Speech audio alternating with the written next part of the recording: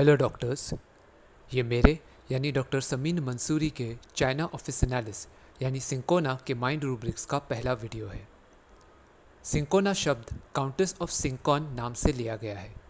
ये महिला पेरू देश के वाइसरॉय की पत्नी थी और सन 1640 में इस पेरुवियन बाघ को यूरोप में इंटरमिटेंट फीवर के इलाज के लिए इस्तेमाल करना शुरू करवाया था। लैटिन मेडिसिन में चाइना शब्द का अर्थ बाघ होता है और इसीलिए हम सिंकोना को चाइना ऑफिसिनालिस के नाम से भी जानते हैं। Naive but very intelligent. Naive मतलब भोला भाला, जो दुनिया के तौर तरीकों से बिल्कुल अनजान है और इसलिए लोगों की बातों या हरकतों के पीछे छुपी हुई चालाकी या मक्कारी को बिल्कुल भी समझ नहीं पाता। एग्जाम्पल, पेशेंट जो बाय प्रोफेशन एक चार्टर्ड अकाउंटेंट है, डॉक्टर को बोला कि उसे मालूम नहीं था कि डॉक्टर दवाई देने से पहले पेशेंट का चेकअप भी करते हैं। एक डॉक्टर ने उसे बिना देखे ही कहा था कि पेशेंट को बुखार है और दवाई दे दी, लेकिन पेशेंट को ऐसा लगा ही नहीं कि डॉक्टर को उसे चेक करना चाहिए था, क्योंकि उसके आसपास के डॉक्टर्स तो सिर्फ मरीज को दवा देकर ही भेज देते हैं। Desires full of and desires indefinite. Doctor T F. Allen's encyclopedia में लिखा है, he has an appetite for various things but does not exactly know what. तो चाइना पेशेंट के मन में बहुत सारी इच्छाएं होती है, लेकिन पूछे जाने पर वो उन्हें ठीक से बता नहीं पाता, क्योंकि उसे उनके बारे में क्लियरली पता नहीं होता। एग्जाम्पल, पेशेंट ने कहा, डॉक्टर साहब ख्वाहिशें तो अनगिनत हैं, लेकिन मुझे एग्जैक्टली नहीं पता कि मुझे क्या चाहिए। कभी लगता है ये चाहिए, कभी लगता है कुछ और चाहिए। Ambition ambitious, no China. Ambition rubric में चाइना दवाई का ना होना ये बताता है कि पेशेंट सिर्फ इच्छाएं व्यक्त करता है, लेकिन उन्हें पूरा करने के लिए कोई ख़ास प्रयास नहीं करता, जबकि एम्बिशियस इंसान अपने मकसद को हासिल करने के लिए हर मुमकिन कोशिश करता है और ख़ुद के हालात को बेहतर बनाने में लगा रहता है। Thinking desire for and mental work desire for. ये रूब्रिक्स सिंकोना पेशेंट के मेंटल एक्टिविटीज़ करने की इच्छाएं दर्शाते हैं, लेकिन डिज़ायर होने के कारण पेशेंट सिर्फ इन एक्टिविटीज़ को करने के बारे में सोचता है या इच्छा व्यक्त करता है। Writing desire for, day dreaming poetical about the future and verses makes. Day dreaming मतलब जागती आंखों से या दिन में सपने देखना। तो चाइना पेशेंट दुकान पर बैठे बैठे ख्वाब देखता है कि उसकी मुलाकात एक फिल्म एक्ट्रेस से हो गई है जो उसे चाहने लगी है और दोनों ने शादी करके अपना सुखी संसार बसा लिया है। लिखने की इच्छा होने पर पेशेंट इस ख्वाब को कविता यानी पोएम के रूप में बयान करता है, जिसमें हर लाइन का आखिरी वर्ड पिछली लाइन के आखिरी वर्ड से राइम करता है। इतना ही नहीं, पेशेंट अपनी तकलीफ़ें भी पोएम के रूप में एक्सप्रेस करता है। एग्जाम्पल, पेशेंट बोला, डॉक्टर साहब क्या बताऊं मैं आपको अपना हाल, कुछ भी हजम नहीं होता, न चावल न दाल। थ्योराइजिंग इवनिंग एंड थ्योराइजिंग नाइट। थ्योराइजिंग के दो मतलब हैं। एक, एयर कासल्स यानी हवा में महल बनाना, मतलब ऐसी बातें सोचना जिनका असल ज़िंदगी में पूरा हो पाना लगभग असंभव हो। दूसरा, कोई बात क्यों हुई इसका मुमकिन कारण बताना, जो सही हो ऐसा ज़रूरी नहीं, ये सिर्फ एक संभावना हो सकती है। एग्जाम्पल, पेशेंट ने कहा, डॉक्टर मैंने कल ठंडा पानी पी लिया था, शायद इसी वजह से मेरा सर दर्द कर रहा हो। इवनिंग मतलब वो समय जब इंसान अपने दिन भर के सारे काम पूरा करने के बाद घर आता है और आराम करता है। तो सिंकोना पेशेंट रिलैक्स करते वक्त अपने प्रॉब्लम्स के पॉसिबल कारणों के बारे में सोचता रहता है या ख्याली पुलाव बनाते रहता है। Ideas abundant, clearness of mind, evening in bed. Ideas abundant, clearness of mind, night. Thoughts rush, flow of, evening in bed. Thoughts rush, flow of, night. Night शब्द के दो मतलब हैं। एक, वो समय जब ज़्यादातर लोग सोते हैं, मतलब ऐसा वक्त जब किसी भी तरह की मदद का मिलना या कोई काम पूरा कर पाना मुश्किल और लगभग नामुमकिन हो। दूसरा, रात के समय लोगों की चिल्लम चिल्ली, गाड़ियों का शोर और मशीनों की आवाज़ें नहीं आती हैं। तो ऐसे शांत और एकांत माहौल में लेखक, गीतकार और संगीतकार जैसे लोगों की क्रिएटिविटी एक्टिव हो जाती है। इसलिए ऐसे में वो बेहतर तरीके से सोचने का काम कर पाते हैं और ज़्यादा अच्छी कहानी, गीत या संगीत जैसा कंटेंट बना पाते हैं।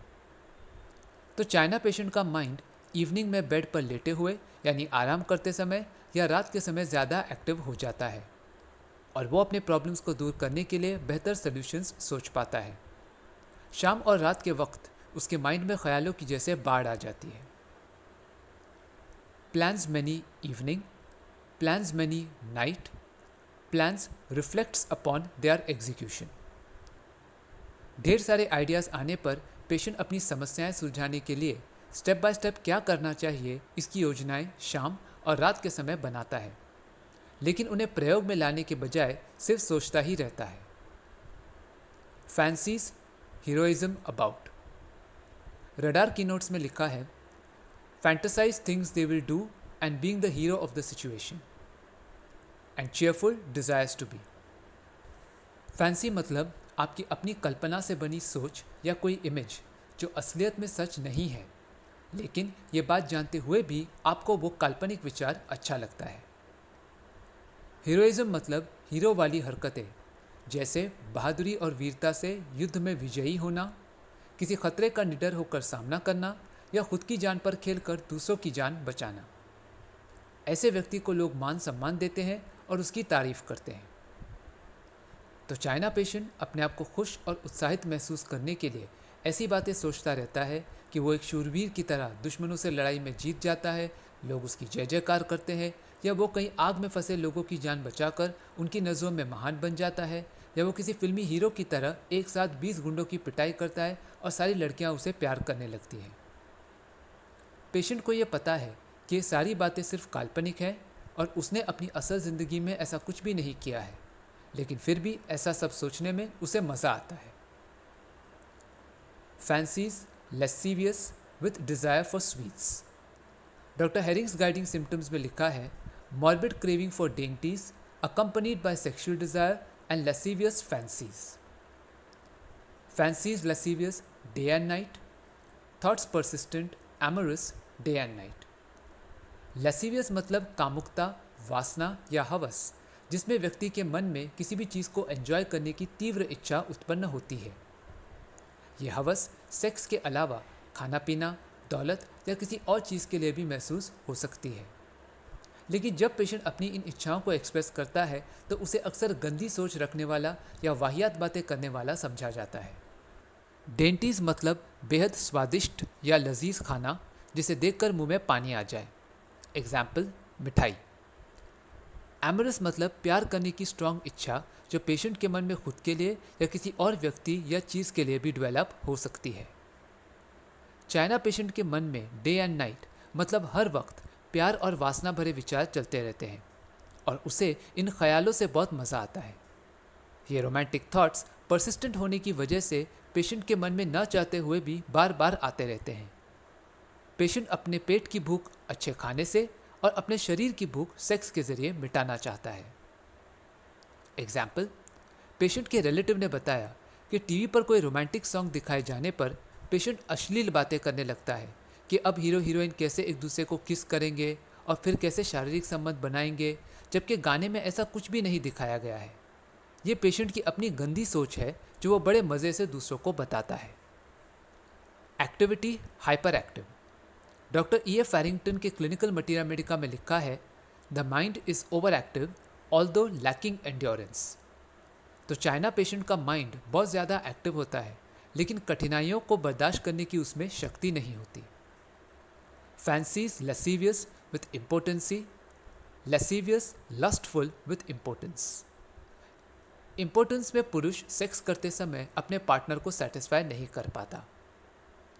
Irritability with weakness, irritability question after and jealousy with sexual excitement.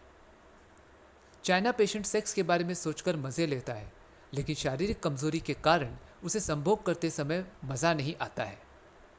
मनचाही शक्ति न होने या कम होने के कारण सेक्स करने के बाद पेशेंट चिड़चिड़ा हो जाता है और उसे दूसरों से जलन महसूस होने लगती है। एग्जाम्पल, एक पेशेंट बोला कि उसके मन में सेक्स करने की बहुत तीव्र इच्छा होती है। कई बार वो खुद को अपनी वाइफ के साथ सेक्स करते हुए इमेजिन करता है और ऐसा सोचना उसे अच्छा लगता है, लेकिन अपनी कमजोरी के कारण वाइफ को सेक्स के समय खुश न कर पाने पर उसे खींच महसूस होती है। इसलिए कई बार वो घर के दूसरे सदस्यों को रात के समय कोई ज़रूरी बात बताने के बहाने डिस्टर्ब करता है ताकि वो लोग भी अपनी बीवियों के साथ सेक्स न कर सके। Irresolution indecision in acts, irresolution indecision with irritability. अपने भोलेपन के कारण नाइव चाइना कोई भी काम करते समय फैसले नहीं ले पाता है और अक्सर दूसरों को उसके लिए डिसाइड करने को कहता है। उसे इस बात से चिढ़ महसूस होती है। एग्जाम्पल, होटल में सिंकोना पेशेंट खाना ऑर्डर करते समय ये फैसला नहीं कर पाता कि वो क्या खाना मंगवाए। ऐसे में वो चिढ़कर अपने साथ आए दोस्त या परिवार के सदस्य को खुद के लिए खाना ऑर्डर करने को कहता है, या जो खाना दूसरों ने मंगवाया है वही वो खुद के लिए भी ऑर्डर कर देता है।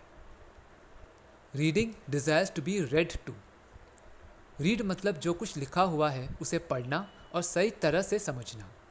तो जब चाइना पेशेंट बीमार होता है तो वो ये चाहता है कि डॉक्टर उसकी तकलीफ जो साइंस और सिम्टम्स के ज़रिए उसके चेहरे और शरीर पर दिख रही है उसे पढ़ ले और उसका इलाज करे। मैग्नेटाइज अमिलोरेट्स और मेस्मरिज्म अमिलोरेट्स। क्योंकि चाइना पेशेंट अपनी प्रॉब्लम्स को सॉल्व करने के लिए कोई फैसला नहीं कर पाता, तो वो अपनी लाइफ का पूरा कंट्रोल किसी ऐसे व्यक्ति को सौंप देता है जो पेशेंट से ज़्यादा समझदार, जानकार या शक्तिशाली हो।